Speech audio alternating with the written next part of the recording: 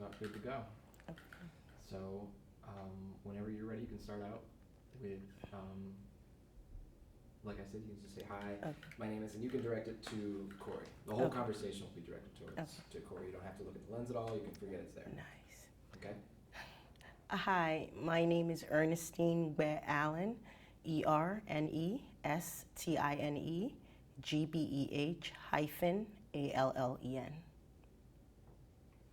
Beautiful. I'm gonna try to say That's it a wrong. long You can- name. you can write it down. So, you've read some of the interviews, I imagine. Yeah. So, I'm gonna be starting out by just going over a verbal consent with you to give me permission to publish this. So we'll do that, and then we'll lead into the interview, which I'll ask you what's the most challenging thing that you've experienced or currently experiencing, and you can bring anything to the table that you want that relates to that, and we'll sort of peel away some of those layers with other questions and introspection, and we'll come through with like some of the ways that you are navigating through that, what you're learning about it, advice you may offer to someone else who could relate. I'm going to ask you if there's a favorite quote or song lyric or something that resonates with you that you'd like to share, what it means to you, how it feels to talk about these things, and whether or not you think someone else could benefit from it. So that's the process. Do you have any questions? No. All right. So, as Sam said, just look at me, which would just pretend that it's just you and I having a heart-to-heart conversation. The camera just happens to be there. Yeah. At the end of the interview, I'm going to ask you to elaborate on a theme. So I may ask you to elaborate on compassion, vulnerability, authenticity, something like that. And that'll go with the second portrait that I took of you. So it'll be like the first thing that comes out, and then we'll process your interview, and that'll come out later. Nice. All right. Today is May 1st. I'm here with Ernestine. We're about to start your interview. I'm just going to go over verbal consent. I give photojournalist Corey Hudson permission to publish my words and likeness in online social media platforms such as Tumblr, Facebook, and the Hearts of Strangers website. I understand that by consenting to this, I'm also giving him permission to publish my words and likeness in future books, showcasing selections of stories and portraits he's collected. And for this purpose, I also understand that this interview will be published or used on the YouTube channel for Hearts of Strangers, as well as the possibility of their Hearts of Strangers documentary due in 2017. Do you agree? Yes, I do. Thank you. All right, Ernestine, what has been one of the most challenging things that you've experienced or are currently experiencing? Let's see. Well, at first I thought the most challenging thing was my childhood. I was born in Liberia. So as a kid, I went through a war, which was a civil war that started out between Liberian factions. And I didn't think any kid should have seen what I saw, but I felt that because I got out of it and somehow my family moved to the US and I had a good life, that my life wasn't all that bad. Then I met my husband, who was my high school, well, college sweetheart, because he couldn't have been high school. We were together for 15 years and had 2 beautiful kids. And in December of 2015, I got divorced. And I think that probably has been my biggest growing point in my life, because it's happening and it keeps evolving, and I feel like I started out with a plan of my life. I knew what was going to happen. I had kids and it was time to move on into that plan. Then somewhere it just stopped. So every day I feel like I'm figuring out how to live my life from this point on. So I think the challenge was there, is there, and continues to basically just go on in my daily life. How are you navigating through that? What are some of the obstacles that you're facing? At first I thought it was really hard. I thought I couldn't get out of it and nothing would ever happen. It's like, this is the end. But right now, what I've noticed is I have to do one day at a time. So the first thing is I have to make sure the kids are okay. So once the kids are okay, then I keep myself busy. I went back to school for nursing. So that was my first busy thing to focus on. If I'm concentrating on that, I can't think about if I'm hurting or if I want to just sit in bed and cry. Because I think if I do that, yes, it's good too, but I can't do it with 2 kids. And if I do it with 2 kids, I'm not helping them get through this, or I'm not being strong for them. So my biggest coping is keeping myself busy. I think I probably have the busiest life I know. I keep moving and moving every second I get, and I keep the kids involved in things just so that none of us have to stop and think about what could have been. It's only about what will be now. So that's how I try to navigate through it. Have there been moments where that grief strikes you and you do cry, or you have a hard time getting out of bed? I'm all the time. I think I'm good at it, and I start out saying this is very great. Then my son starts not coping well, and then I'll get a call from the school, and it's the silliest things. He's 7, so the silliest things that a 7-year-old would not think through to do. Your kid just punched another kid in school. Oh no. You would think he knows better than that, but then I'll step back and say, well, maybe that's his coping. So I get the call while I am at school, and after my quiz, I'll run downstairs in my car and I'll cry. And afterwards, I'll run back upstairs and I'll do lab. And when they ask, where were you in between, the lecture ending and lab? I said, oh, it's okay. I was taking care of my stuff in the car. And that's just how I can do it. I noticed that not crying made things worse for me, because if I wasn't dealing with it in the way of, talking about it or going out there, crying was my only way of getting it out of me so that I didn't have to carry it with me all day. So if I can stop for 2 seconds and cry, then I can continue to play strong. It's huge. Yeah. I think our initial instinct is to carry on and to continue to move forward and to busy ourselves, to not have to feel that pain or to really see the damage and to take inventory of it.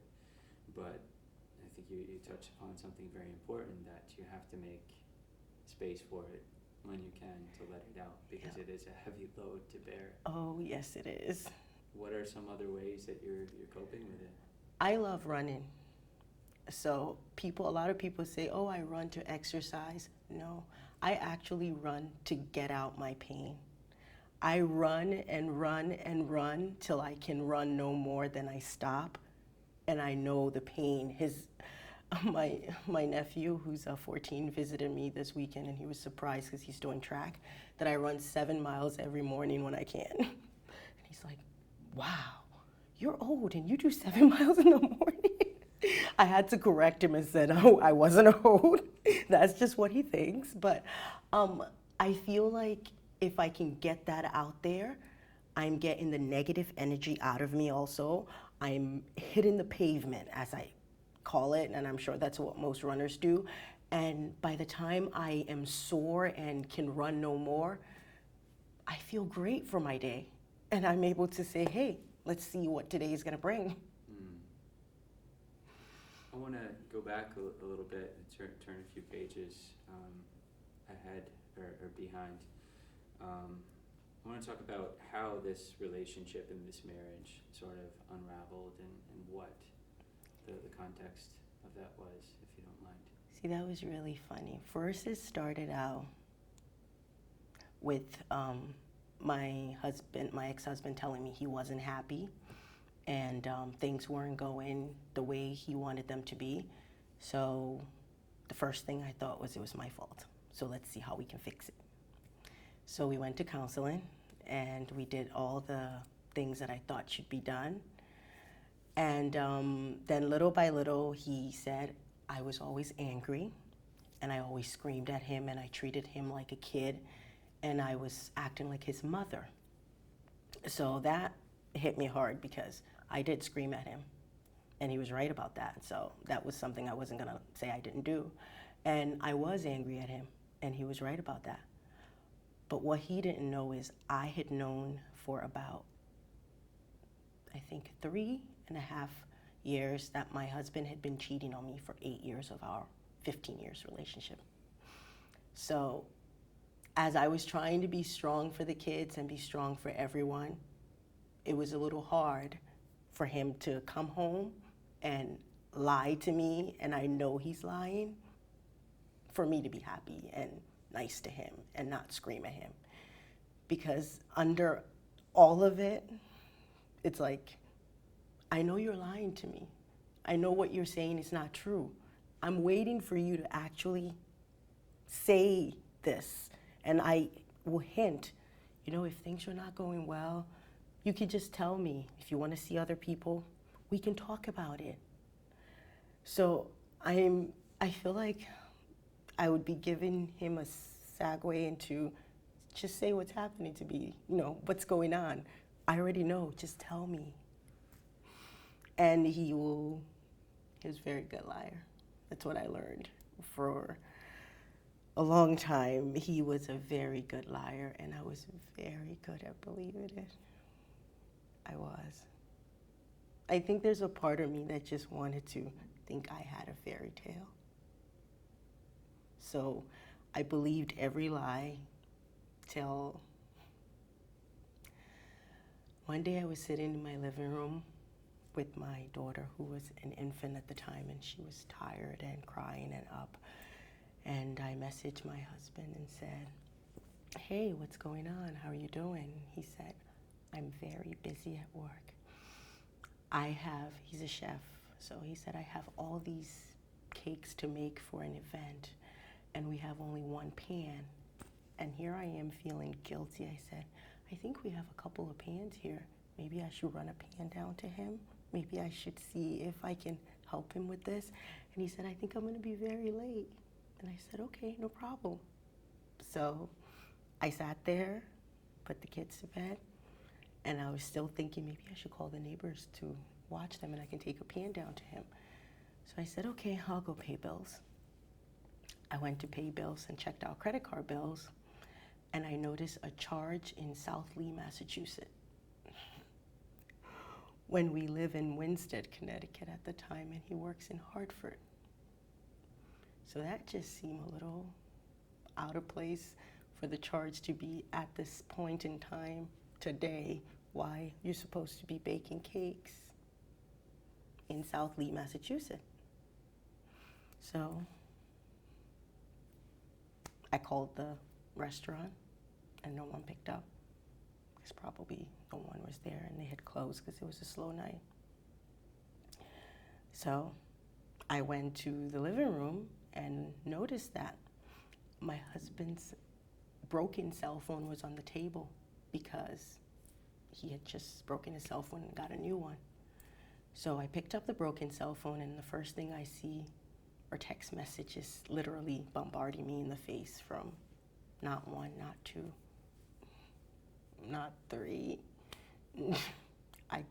I stopped counting and went horrified.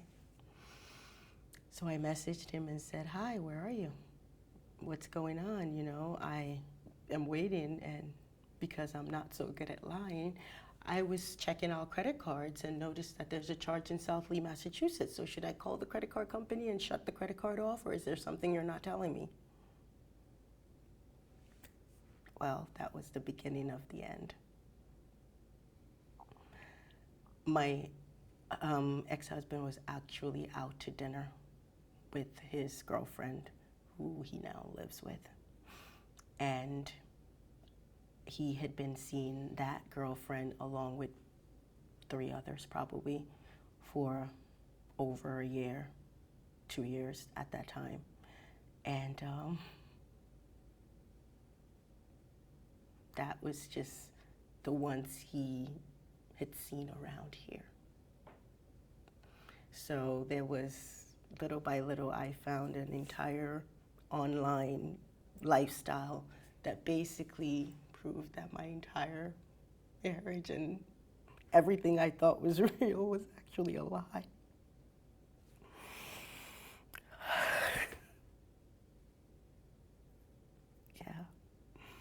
that was a shocker because I believed everything that was fed to me. Everything.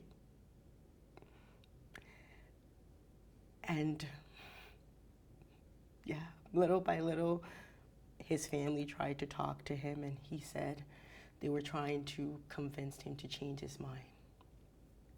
Which I guess that was where I started to notice that I had to love myself and realize that if he didn't love me, that's just him. So we talked about it, and I asked him if he was going to move out because I just couldn't sit there anymore and lie to the kids. And I started to see I was a different person. I was angry. I was so angry. I screamed at my kids for everything. I felt like my son could trip over a chair, and I would scream at him for tripping over the chair when he didn't know the chair was there. He wouldn't have tripped over the chair if he saw it. But I was mad at him for tripping over the chair. I would even realize that there's times that my daughter would cry and I would scream at my son just because he was in the room.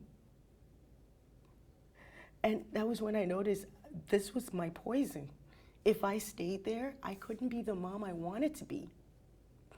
And I always thought my son saved me. I would never be the person I am today if I didn't have Steven.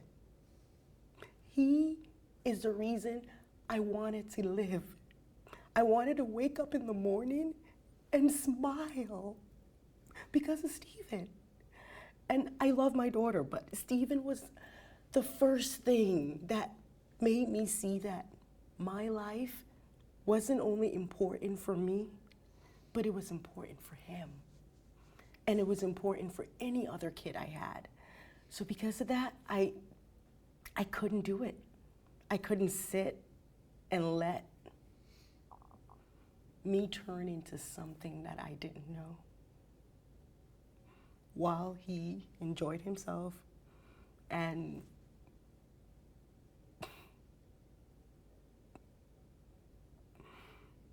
he basically lived the life he wanted to and hindered me from living at all.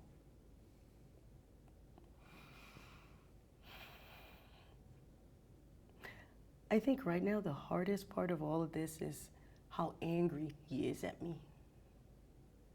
And I don't know why.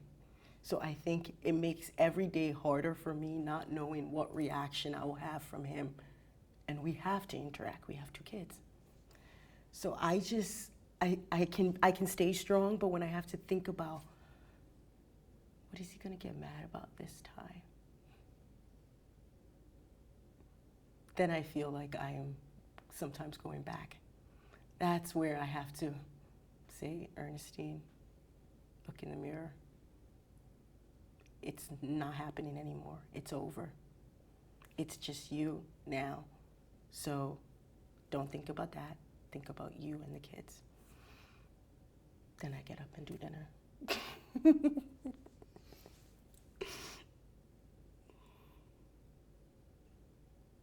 What were the first few months like after making that break? Oh, it was horrible. It was horrible. I was in our home. We rented a house together with the kids.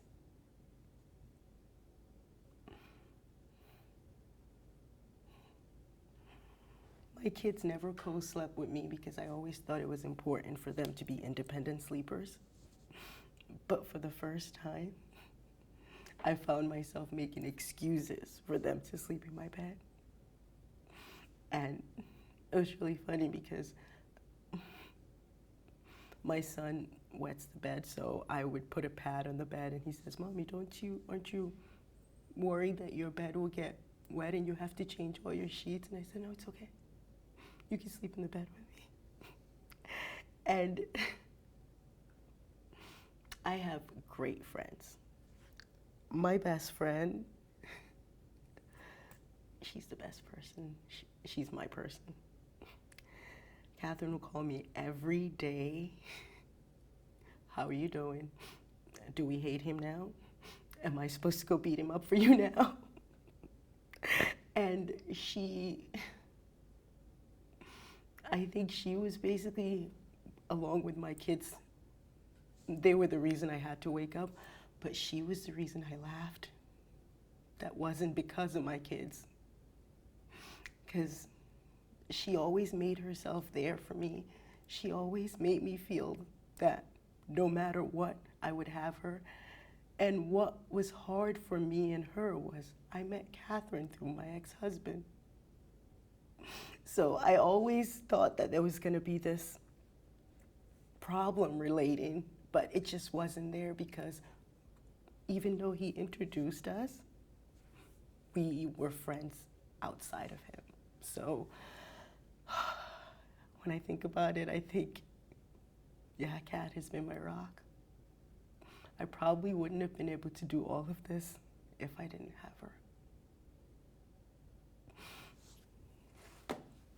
Were there ever times where you felt like the pain was too much and you couldn't survive it, and maybe that you didn't even want to try? Definitely. When I got sick and hurt my back, I think it was like I hurt my back and then I had this really horrible, it was after I had my daughter, I noticed that I was diagnosed with some kind of endometriosis that would have required me to have a hysterectomy. And so that was another crazy part because, yeah, even though my nephew thinks I'm old, I'm not ready for a hysterectomy. But I hurt my back and had that issue with the pain, so I had to take painkillers. And I remember I first started taking ibuprofen, which was definitely no problem, and the pain got very bad to the point where I would crawl on the floor to make breakfast. I remember this one day I'm crawling on the floor in pain, and my son comes into the kitchen and goes, "Mommy, are you okay?" I said, "Oh, don't worry, Mommy is fine. I'm just gonna get up there to the oatmeal, and once I'm done, I'll put it on the table and go lie down." He's looking at me, he's like, "Mommy, why are you down there?" I'm like, let's see, how can I best explain this? Okay, so let's start with here. See, if Mommy gets up here, Mommy can't stand because it's so much ouch right now. So Mommy's gonna stay right down here, but she can do everything from down here, so you don't have to worry. So my son was like, "Okay, Mommy, can I eat breakfast on the floor down there right next to you then? If you can't get up here to me?" I didn't expect that from him. I put him on the bus and I had to stay home that day. My daughter was sleeping and I took medicine to alleviate the pain because I didn't want my son to come back to me crawling on the floor. Well, I'm not used to painkillers, so I took a lot. I would say, thank God, at the time I was still co-sleeping with my daughter, because if she didn't wake up and cry, I wouldn't have been able to snap out of myself enough. I felt like I was underwater and I couldn't hear anything and anyone around me. And then I just heard my daughter crying next to me. It didn't sound like we were in the same room. It sounded like a tunnel. But it sounded more like a cry for help. So, and she was a year old, a year and a half, so she could get up, she could walk, she could move around the house. But she is, I call her my prodigy. She can sit next to me and study without disturbing me. So she'll wake up and sit on the bed with you till you wake up. But I think Mommy wasn't waking up for a while, so, excuse me, she felt like she had to wake Mommy up by crying. And I felt like the cry sounded so urgent that I opened my eye very groggily, and the next thing I heard was the honking of the school bus, which snapped me so, because that meant my son was outside. I just snapped out of it so fast, went running down the stairs, grabbed my son, and brought him upstairs, and we all just sat on the couch, and I cried. And he said, "Are you okay, Mom? Why are you crying?" I said, "It's okay. I think the best thing I can do right now for me and everyone is to cry. Because I feel like I have to, so I did." After that, I will not take painkillers, anything stronger than ibuprofen, because I noticed there was a part of me that just was sick and tired. I shouldn't have to be crawling on the ground and making breakfast when my kids had two parents, was how I felt. I feel like I should be able to rely on the other parent when I need him, and I didn't have that. So I set up myself to be able to find a reliable source of help or something I could rely on instead of just having to do it all by myself. How did you do that? My family. I moved back close to home. I hate New Milford, but it was the best thing for me. It was close to my job. I already worked there, so I moved close to my parents. Both of my parents live in New Milford. I'm from a big African family. My mom has 27 brothers and 3 sisters. Right now, she has 3 of her siblings living with her, so it's back into it takes a village. My uncles pick up my son off the bus. My dad gets my daughter from daycare. I go to school. I make dinner and take it to them, and there's food for them. Then I go study. I have a great family. Yeah, you mentioned something, it takes a village. Yes. I think I recognize myself more and more how many people are trying to juggle all the responsibilities of life independently and drowning trying to do it. Yes. So I don't think that you're alone in that, and I don't think that villages and other cultures are experiencing the same sort of stress that we put on ourselves in our I Western doubt culture. so, because I know my aunt who came back from Liberia thought, all you guys do is work. She's like, we walk around and go to the farm and we relax, and we do a lot more relaxing than you do. And she's like, I feel sorry for you. I see you running in and running out, and that's your life. And that's basically my life. I'm running, going, hi, sorry, I'll see you guys later. Bye, sorry, love you, be back soon. But I have to. If I don't keep moving, I don't want to know what will happen if I don't keep moving, actually. So I keep moving. Are you afraid to stop? Yes, I'm very afraid to stop. Very, very afraid to stop. Why? I feel like if I stop, I will crumble. I feel like if I stop, I'll have no purpose. I feel like if I stop, my kids will not be able to depend on me. I feel like if I stop, I can't stop. I don't know what I will do if I stop. I have to keep going.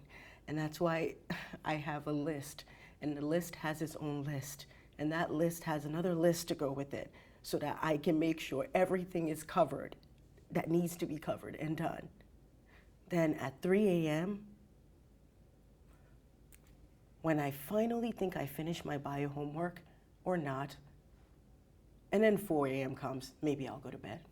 That's my bedtime every night. And then I have to wake up at 6:30.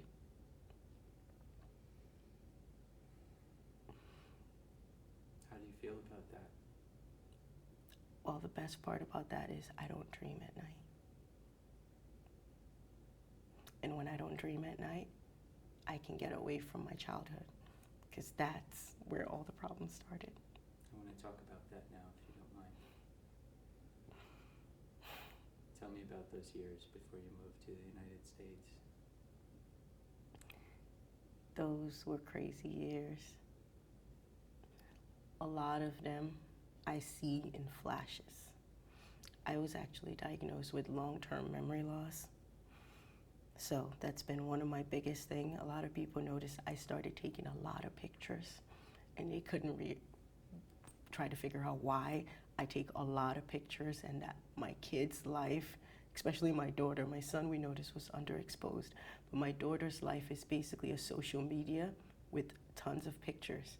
And that's because I am scared that I'm not going to remember their childhood if I don't document those in pictures. I remember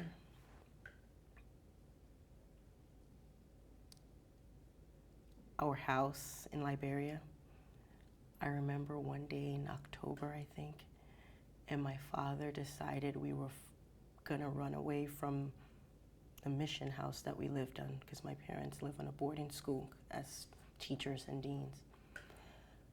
And we had to get away, so we had this truck. I think it was a pickup truck or it was a van, because it had to fit a lot of people. I have 4 other siblings. And I remembered we were in the house and my dad saw some people approaching and he went outside. And then I heard that there was an argument outside. My mom went out. When she came in, we found out that they were part of the rebels, and they asked my father for our car. And my father didn't want to give him the car because he had a family to transport in the car. So my mom told him he should give him the car. And he did, with all our stuff in it. That night, we walked. It wasn't actually far. It was my first time walking long distance, but it was 3 miles to the neighbor's house that was close by. And we took refuge there. And the next morning, my dad was gonna go back for the rest of our belongings that he could salvage, if anything was there. Our house was burned down when my dad got back there to ashes. I don't have any baby pictures. Past, I think I actually have one when I was 2 years old. And it came from a friend of mine. Her mother took the picture and they had that picture. And when I wanted baby pictures of myself, they sent it to me. We never went back home because there was nothing to go back to. We kept going and we took refuge in a church. And my dad being a minister, I think we thought this was safe ground, and we had so much belief and so much faith. I think this is the only memory that sticks and plays in my head, the memory of what happened in this church, that I think basically crowds my entire childhood. And every time I try to get any other memory from my childhood, I get stuck. I remember it in a different way, and I'm sure my mom and dad and everyone remember it their own way. I remember sleeping in the middle of the night and hearing gunshots. I remember waking up to my dad screaming, "Everybody needs to get outside." And I thought that was stupid. Yeah, I'm 7. You don't go outside when people are shooting a gun. Why would you do that? So I heard the loud voice on a loudspeaker. It must have been saying, "We will blow up the church if everyone doesn't come outside." And that's when I guess at then my 7-year-old brain pieced it together that we had to go outside or else. So we all went outside, and it wasn't just my family. It was 7 other families taking refuge in this church. And we went outside, and hello, there were the people with guns. So they started out by saying, "Everybody line up and empty your pockets and give everything you have." So we did that. And as we're doing that, I noticed that my mom and my sister are not with us. So I'm starting to freak out here, and I'm pinching my dad and going, "Where are they?" And my dad is like, you can't talk, there are people with guns. I'm like, where? So finally, one of the guys said, I'm about to shoot a grenade launcher or whatever through the church. And I'm like, okay, what's going on? So I see the church blowing up, and I see my mom running and throwing herself on the floor, holding my sister, because apparently my sister loves to sleep. And she didn't hear anything. She didn't hear any of the call. She didn't hear any of what needed to be done. So, yeah, she was sleeping, and my mom was trying to wake her up because she wasn't going to leave without her daughter. So we stood there in the cold, and we were asked to derobe and take off all our clothes and put them down, because apparently they decided that we were going to be killed. So the leader asked his lackeys to shoot everyone. And one of them said, I'm not going to shoot people that were in a church. What if they're God-fearing?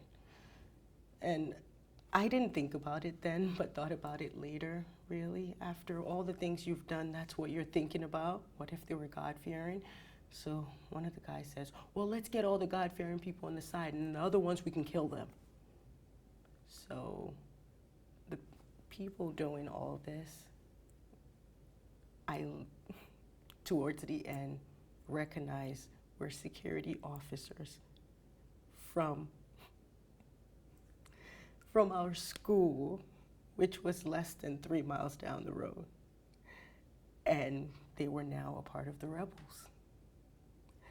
And I remember I was afraid of this guy, one guy, and that's how I recognized him. So he said, isn't that the pastor and his family? And so my dad said, yes, but they are all my family.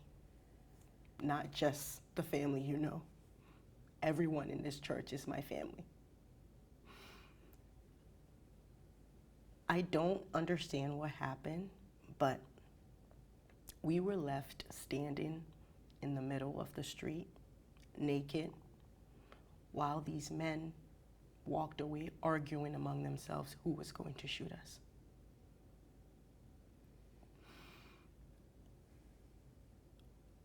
We didn't turn back. We left, put clothes on, and walked. We walked to the nearest U.S. VOA camp, which was it was a half U.S. sponsored camp, so there was securities to guard the place. And we walked and walked and walked, and no one said anything. Everybody was just walking in silence, just walking, looking around, and everything around was dead bodies. On the streets were no cars.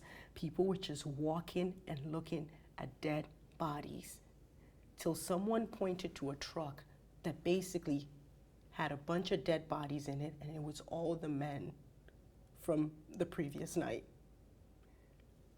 And we just walked in silence, and no one could say anything. I don't even think anyone said anything for the whole day, if I can remember right. It's just, everybody was baffled by what happened or didn't happen. Today, I know my sister, my father, they all talk about it with enlightenment and different, and I just say, I have no idea what happened, but I'm grateful I'm alive today, because I thought I was going to die. I was 7, and all I could think about is, I've never even been to a dance and I'm about to die.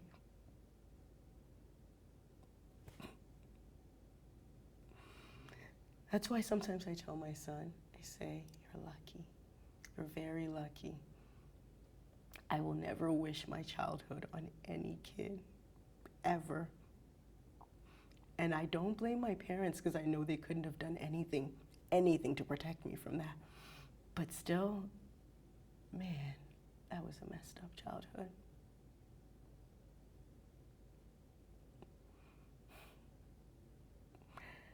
I sometimes wake up with sweats in the middle of the night, thinking someone has a gun to my head, and they're gonna shoot me and my mom and my dad, and I wouldn't have my kids. That's the first thing that comes. It doesn't register that I'm an adult and I already have my kids, but I think most of the time, once my son came running into my room, "Did you hear that?" While I was panting on the bed. I'm like, "It's okay, honey, it wasn't anything, maybe it came from outside." And I think he's actually gone deaf to it now. When I wake up screaming, unless it lasts for like more than a couple of minutes, then he'll like come into the room. But he just, yeah, doesn't hear it. And I'm glad he doesn't, because I wouldn't want to wake him up. And I would never tell him while I'm screaming, because he shouldn't have to know. I went through it at his age, but no child should ever have to see the things and live through the things I did at 7.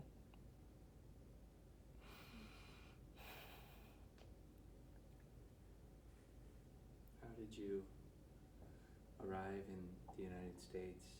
How did you escape? Oh, the United States was actually, we went to Ghana. That was actually another. I see my life as lifetimes. So I say in another lifetime, and this other lifetime, and the lifetime before that.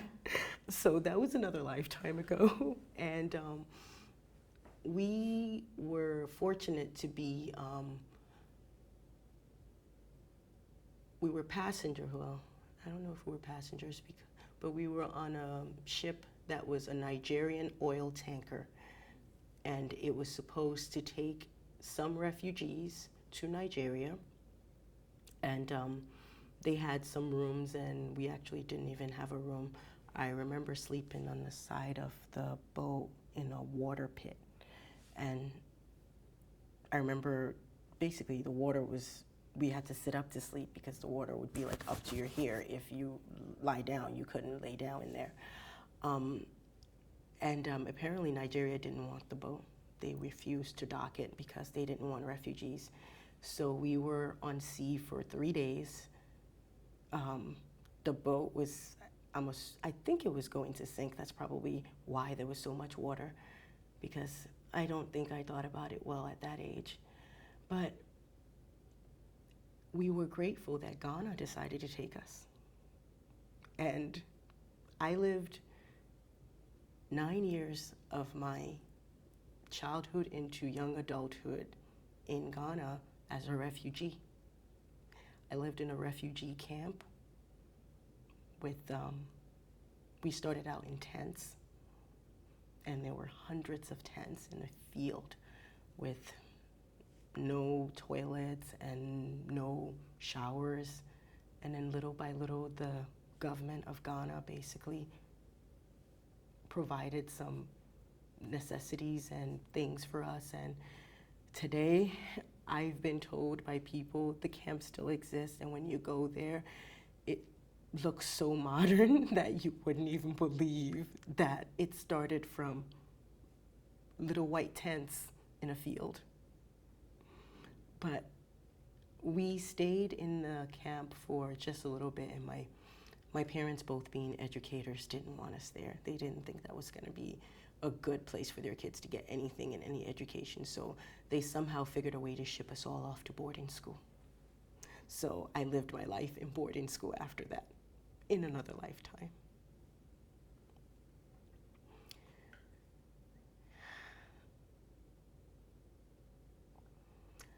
I like the things I went through. They're hard, they're crappy. But I told myself when the divorce started, if I didn't go through a war, if I didn't go through hunger, if I didn't go through all of that, how the heck would I be able to go through this one? Compared to that, this is a piece of cake.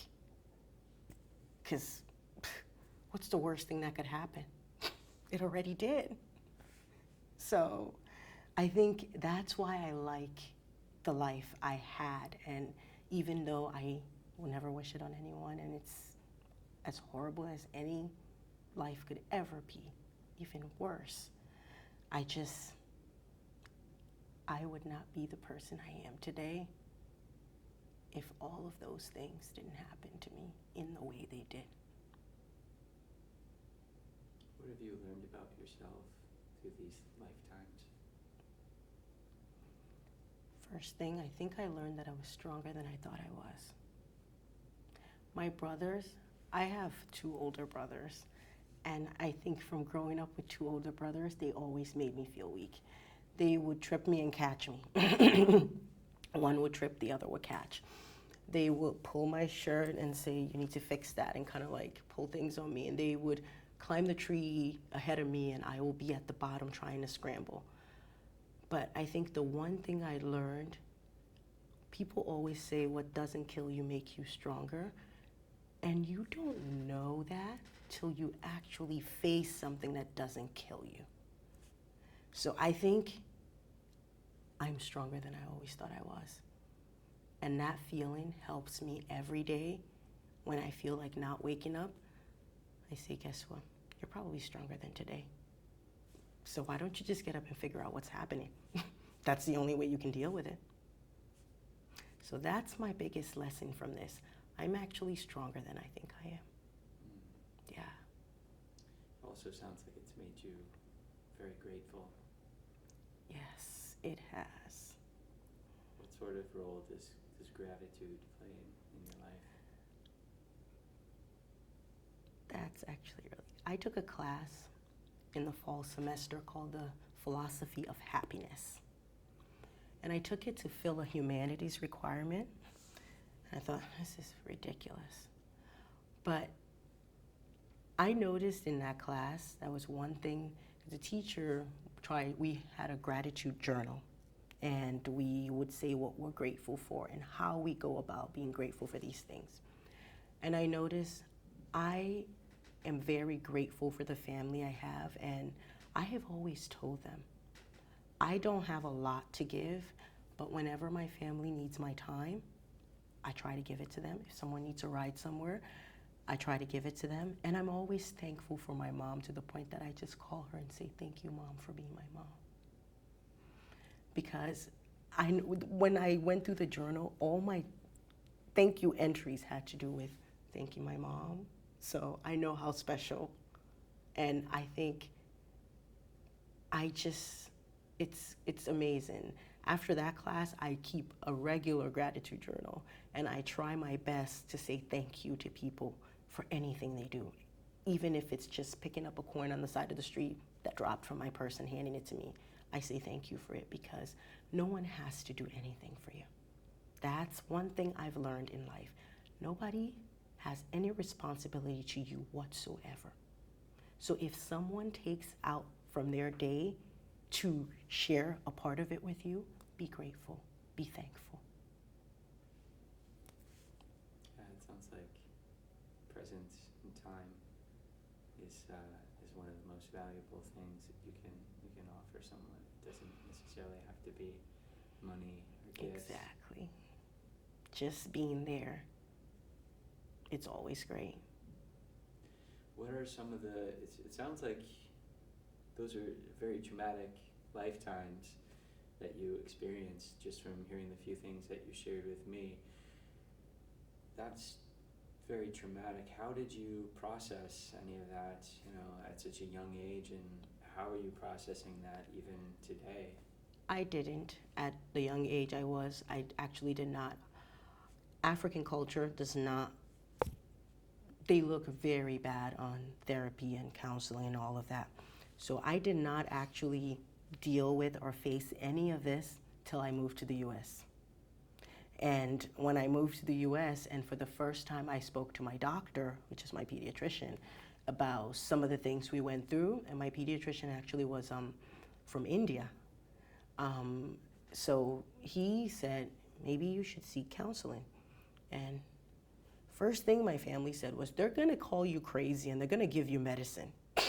So I said, I am crazy. I talk to myself in my head. Maybe I do need medicine. But I have had some good therapists and some good counselors. And comes to the other part where I have a great best friend. My best friend is a psychiatric nurse.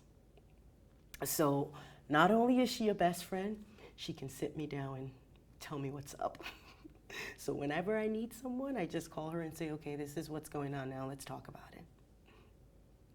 How important do you think it is to give voice to experiences and to talk about things that make us uncomfortable? I think it's very important. I learned a lot from going to a couple of the Hearts of Strangers nights. I learned a lot because I probably wouldn't have been able to sit here and do this if I didn't go to the first one, just to let you know, because I was very nervous. But I noticed that when people talked about what they went through, the first thing that happened, other people have similar experiences. And their similar experience, first thing it does to you is make you know that you're not alone. And that feeling of you're not alone, it makes such a difference in a person who's going through something that they think they're the only person experiencing that, and no one understands what I feel because it's just me. Just that you're not alone made it easier for me to be able to, and that's why I think I owed it to the others that I listened to let them know that they're not alone. And if you've ever been through what I've been through or something remotely close to, you're not alone. Someone else knows how you feel. So that's why I think it's important, very important to tell stories like these. What advice would you offer to those people who can relate to any piece or part of what you've shared so far today? Talk about it. You don't want to talk about it because you think it's just you. But once you talk about it, not only does it take a weight off your shoulder and you realize that somebody else can connect with you, you just feel so relieved. And talking about it, I feel, is the first step to healing, moving on, and forgiving. Because through all of this, no matter how strong you are, I still think there's a little resentment to self. And that's part of what I try to work on because I know I am not there yet. But if I can start to let go, I can take away the little resentments to myself. What are some ways that you practice self-care and self-love in the midst of your busy schedule? I've been meditating. I learned that in my class. And I've actually been taking a little bit of time to do some silent meditation and breathing once, normally work. I read. I like to read books that are long series books so that way it goes on for a while and I can follow a story for a very long time. So I'll sit in the car and either play the audiobook or flip through the pages and kind of just sit there and read. And yeah, that normally makes it all better. Is there a quote or a song lyric or some sort of mantra or something that someone has said to you over the years that resonates with you that you'd like to share? It actually doesn't. My sister passed away, my oldest sister, 5 years ago from cancer. And her favorite song was a church song called His Eyes is on the Sparrow. And I always feel like I was never the religious one of my siblings. My sister was a minister. All my siblings go to church regularly. I sporadically do. But I think that song, His Eyes is on the Sparrow, really sits with me, and I just love it. I actually even got a tattoo of a sparrow because of the song in memory of my sister. But yes. What does that song mean to you? It makes me feel at peace. When I sing it or hear it, I feel like she's with me, and just that feeling makes me stronger because she always made me feel like I could do anything. So if I'm thinking about that and thinking about a fond memory of her, and I'm like, you know what, you can do anything because she said so and she's always believed in you. So that song, I think, gives me strength when I feel down. Just knowing that that connection between us exists through that song.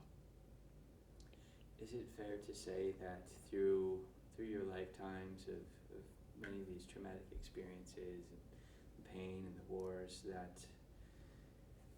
that intense pain has allowed you to also feel the opposite end of the spectrum, the intense joy? Would you say that it has made it possible to experience intense joy? You know what? That's probably true. I'm very emotional. As far as like expressing joy and stuff.